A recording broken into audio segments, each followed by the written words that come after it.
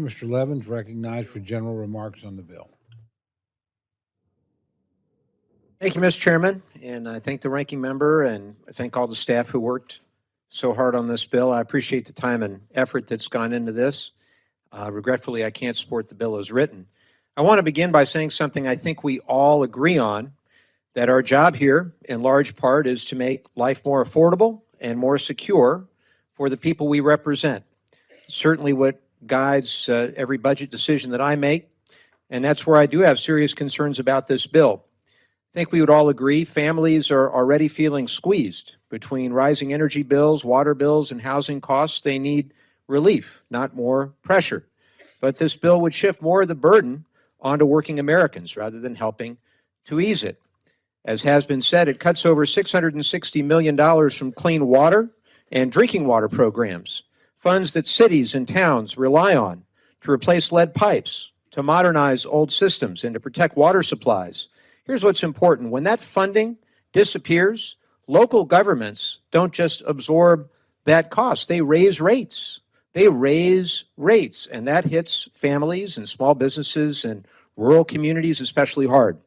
The bill also blocks common sense fuel efficiency standards. And whatever you drive, I think everybody wants more miles per gallon. Rolling back efficiency certainly doesn't lower gas prices.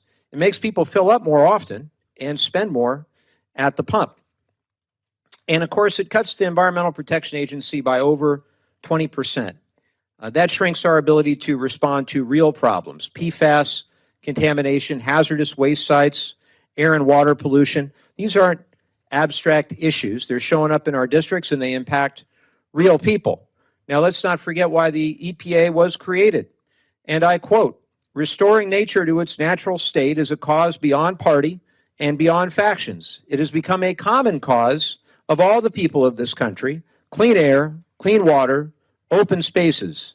These should once again be the birthright of every American." President Richard Nixon, January 22nd, 1970, in his State of the Union. I'd like to think that we would all respect the words of President Nixon as the EPA was being created.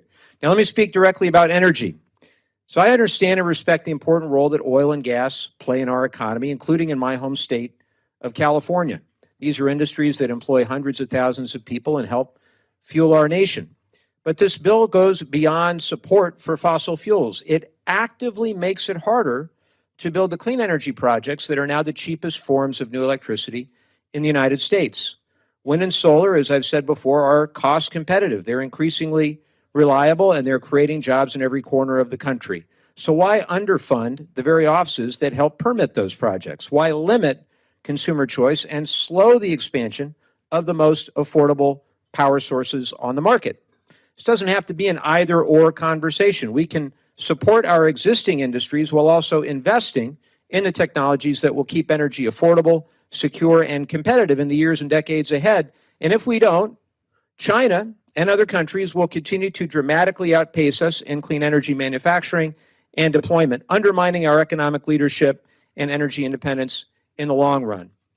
I'm also concerned about what this bill means for our public lands. The National Park Service is already stretched thin with staff shortages and billions in deferred maintenance. Cutting their funding even further means campgrounds closed, restrooms shut down, and fewer rangers on the ground.